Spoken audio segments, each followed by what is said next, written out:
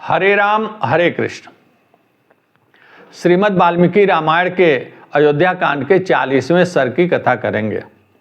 40वें सर्ग में प्रसंग यह है कि श्री राम अब अपने महल से निकल करके और रथ पे आरूढ़ हो रहे हैं वन को जाने के लिए।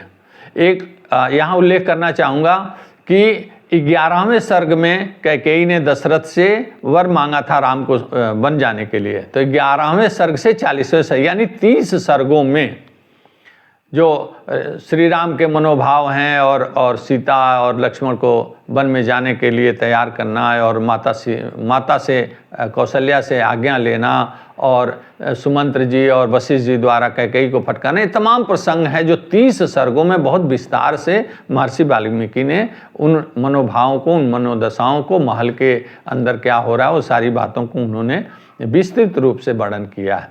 40वें सर्ग में अब श्री राम महल से बाहर निकल रहे हैं। तो यहाँ प्रसंग यह है कि श्री राम सीता और लक्ष्मण को लेकर के और महाराज दशरथ की दक्षिणावर्त परिक्रमा करके चारों तरफ घूम करके और महाराज दशरथ को वह हाथ जोड़ करके और चरण पकड़ करके चरण छू करके प्रणाम करते हैं। तत्पश्चात श्री राम आगे बढ़ करके माता कौशल्या के भी चरण छूते हैं और माता से आज्ञा लेते हैं। तो इसके बाद लक्ष्मण जी भी माता कौशल्या के चरण को छू रहे हैं और फिर माता सुमित्रा के दोनों पैर पकड़ करके, दोनों चरण पकड़ करके और वह प्रणाम करके और आज्ञा लेते हैं। माता सुमित्रा यहाँ आशीर्वाद दे रहे हैं कि महाबाहो लक्ष्मण, तुम बहुत सौभाग्यशाली हो, तुम बचपन से ही अब श्री राम के सुहृद रहे हो और श्री राम का अनुसरण करने का तुमको मौका मिला है या अवसर मिला है, तो तुम वन में पूरे मन लगा करके सेवा करना और जाओ वन में कहीं भी श्री राम इधर से उधर जाएं तो हर समय साथ में ही रहना। और आज से वन में तुम्हारे पिता महाराज दशरथ के स्थान पे श्री राम को ही समझना कि मेरे पिता हैं और माता के स्थान पर तुम सीता को ही अपनी माता सुमित्रा समझना और इन्हीं लोगों के अधीन रहना, जो तुम्हारे श्री राम आज्ञा करें उसका पालन करना। जाओ, मेरी तरफ से आज्ञा है। और आशीर्वाद देते हुए वह लक्ष्मण को प्रेरित करती हैं वन को जाने के लिए। अब सुमंत्र जी आ जाते हैं और सुमन जी कहते हैं कि राजकुमार राम, रथ तैयार है, अब आप रथ पर आरूढ़ होइए और जहाँ कहिए मैं वहाँ शीघ्रतापूर्वक आपको छोड़कर आने को तैयार हूँ। और हाँ, एक बात मैं याद दिलाना चाहूँगा राजकुमार राम, कैकेयी ने आज ही आपको वन में जाने के लिए प्रेरित किया है, इसलिए आज से वन गमन के दिन की गणना शुरू हो जानी चाहिए।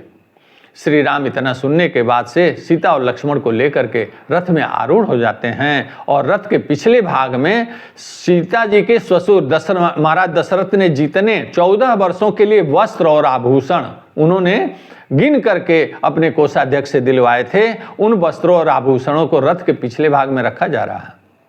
साथ ही महाराज दशरथ ने अस्त्र शस्त्र और कवच भी राम और लक्ष्मण के लिए दिए हुए हैं, वह भी एक चमड़े के पिटारी में बंद करके और रथ के पिछले भाग में रखा जा रहा है। इसके साथ एक खंती कुदारी भी रखी जा रही है, जिससे कि वन में कुटिया बनाने में, आश्रय बनाने में उससे सहायता मिल सके। तो खंती कुदारी भी रथ के पिछले भाग में रखी जा रही है। अब श्री राम सुमंत्र जी को आदेश देते हैं कि रथ को बढ़ाओ, वन की तरफ ले चलो। सुमन जी ज्यों अपने आगे बढ़ते हैं तो श्री राम सामने देखते हैं कि राजमार्ग पर चारों तरफ पूर्ववासी, हमारे अयोध्या के जितने नगरवासी पूर्ववासी हैं, भीड़ ही भी चारों तरफ दिखाई दे रही है और सारे लोग रो रहे हैं, आंखों से आंसू बह रहा है, कोई जोर जोर से रो रहा है, कोई धीमे धीमे आंसू बहा रहा है, अपने अपने तरीके से हर व्यक्ति शोक व्यक्त कर रहा है। और कोई जब रथ आगे चल पड़ा तो सारे लोग रथ के साथ चलने लगे।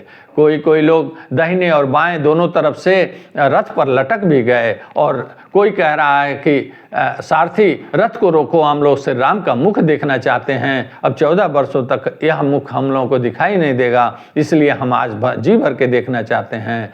कोई कहता है कि माता कौशल्या का कलेजा क्यों नहीं फट गया कि उन्होंने श्री राम को वन कैसे भेज दिया।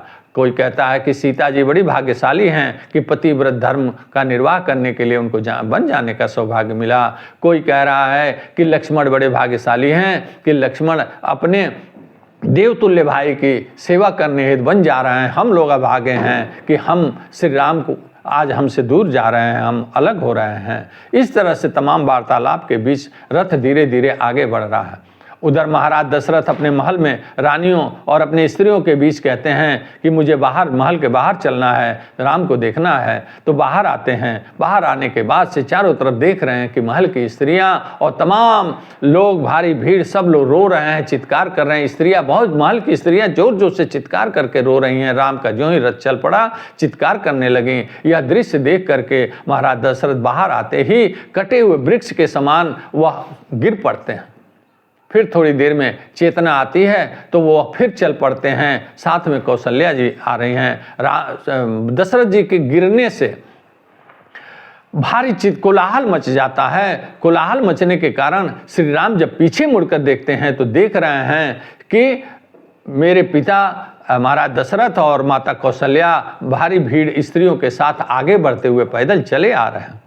तब वो हम सुमंत जी को आदेश देते हैं कि सारथी, जितना तेजी से हो सके तो रथ को आगे बढ़ाइए, अन्यथा महाराज हमारे पिताजी काफ़ी दुख में हैं और कहीं ऐसा ना हो कि यह क्षण महादुख का कारण बन जाए। इसलिए आपसे अनुरोध है कि जितना शीघ्रातिशीघ्र रथ को हाँकिए।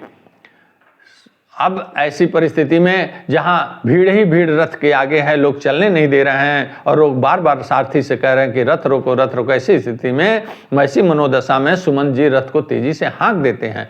जब खूब तेजी से रथ दौड़ पड़ता है तो सारे लोग उसमें से जो दौड़ने लायक हैं रथ के साथ दौड़ रहे हैं। कुछ लोग पीछे छूट जाते हैं, कुछ लोग यह मान करके श्री राम को मन ही मन प्रणाम कर लेते हैं कि हम नहीं जा पा रहे हैं, हम तो अयोध्या में ही रह गए। और बाकी कुछ लोगों का समुदाय ऐसा है कि जो रथ के साथ जा रहा है कि हम भी वन को जाएंगे श्री राम के साथ।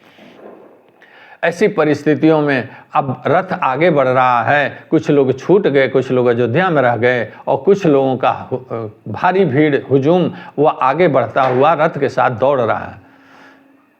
यह दृश्य देख करके महाराज दशरथ वहीं खड़े होकर के और देख रहे हैं। धीरे धीरे चल रहे थे, तब तक उनके मंत्रियों ने कहा कि महाराज, जिस व्यक्ति को पुनः आने के लिए मन में अवधारणा रखनी चाहिए, जिसकी मन में यह अभिलाषा हो कि वह पुनः लौट कर आएगा, ऐसे व्यक्ति को छोड़ने के लिए बहुत दूर तक नहीं जाना चाहिए।